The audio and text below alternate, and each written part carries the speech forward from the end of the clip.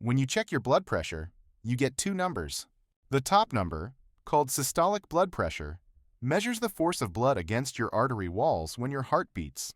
The bottom number, known as diastolic blood pressure, measures the pressure when your heart rests between beats. If both numbers are higher than normal, doctors often find it easier to prescribe a medication that lowers them both at the same time. However, there's another condition where the top number is normal, but the bottom number is high. In this video, we're diving into high diastolic blood pressure. What it is, what causes it, the serious risks it comes with, and most importantly, how you can bring it down. Stay tuned to learn what you need to know to protect your heart health. First, let's take a closer look at diastolic blood pressure. Diastolic blood pressure is the second number, or the lower number, in your blood pressure reading. When your heart beats, it pumps blood through your arteries, creating pressure against the artery walls. But even when your heart rests between beats, there's still pressure on your artery walls. That's your diastolic blood pressure. So how do you know when your diastolic blood pressure is too high? Diastolic blood pressure is considered high when it is 80 millimeters of mercury or higher. The American Heart Association defines high blood pressure based on the following categories. If your diastolic blood pressure consistently falls between 80 and 89, it could mean you have stage 1 hypertension. At this stage, doctors usually recommend lifestyle changes and, depending on your risk factors, may also prescribe medication. If it reaches 90 millimeters of mercury or higher, it's classified as stage 2 hypertension.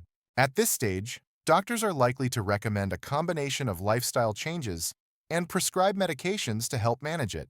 And if your diastolic number goes above 120, that's a hypertensive crisis, a serious condition that requires immediate medical attention to prevent organ damage. So, what causes high diastolic blood pressure? Several factors can raise your diastolic blood pressure, but some are beyond your control. One of them is genetics.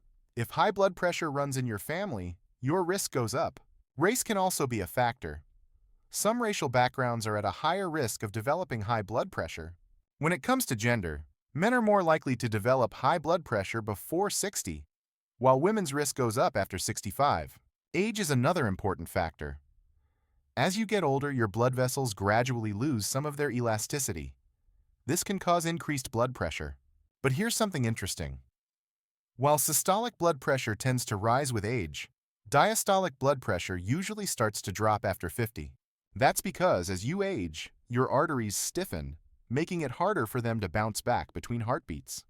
While some risk factors are beyond your control, many can be managed through lifestyle changes. These include stress, lack of physical activity, obesity, high cholesterol, an unhealthy diet, excessive alcohol consumption, smoking, and sleep problems. So what happens if you don't lower high diastolic blood pressure? If your diastolic number is high, but your systolic number is normal, your risk of developing high systolic blood pressure increases over time. Research shows that just a 10 millimeter mercury increase in diastolic blood pressure can double the risk of death from stroke and ischemic heart disease. And that's not all. High diastolic blood pressure can also raise your risk of heart attack and cardiovascular disease. Wondering how to lower diastolic blood pressure naturally? Here are some effective steps you can take. First on the list, exercise. Regular physical activity is one of the best ways to lower diastolic blood pressure. In fact, research shows that people who exercise most days of the week have diastolic readings 5 to 6 points lower than those who don't. Experts also recommend at least 30 minutes of exercise, 5 days a week. The key: find activities you enjoy, whether it's walking, dancing, swimming, tennis, or biking. And here's a tip: make exercise part of your daily routine and do it with loved ones to stay motivated. Next up, eating a heart-healthy diet. What you eat plays a big role in managing diastolic blood pressure. Research shows that certain diets, like the DASH diet and the Mediterranean diet, can help lower blood pressure naturally. These diets focus on nutrient-rich foods like fruits, vegetables, whole grains, nuts, low-fat dairy, and lean proteins like skinless poultry and fish. They're also high in fiber and potassium, which support heart health and help keep blood pressure in check.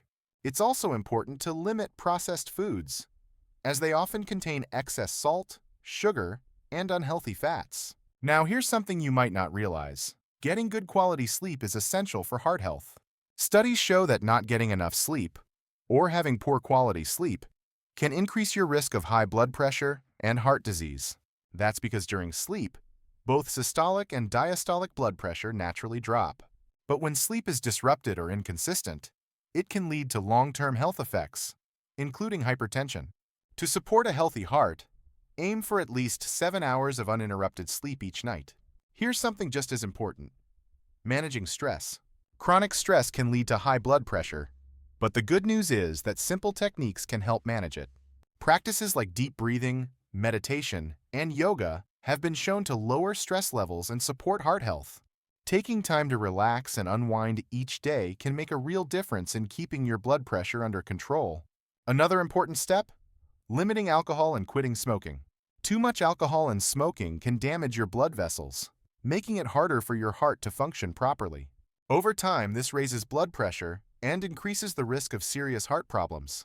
Cutting back on alcohol and quitting smoking can have a powerful impact on improving your overall health and keeping your blood pressure in check. If you found this video helpful, give it a thumbs up and leave a comment below. We'd love to hear your thoughts and answer any questions you have.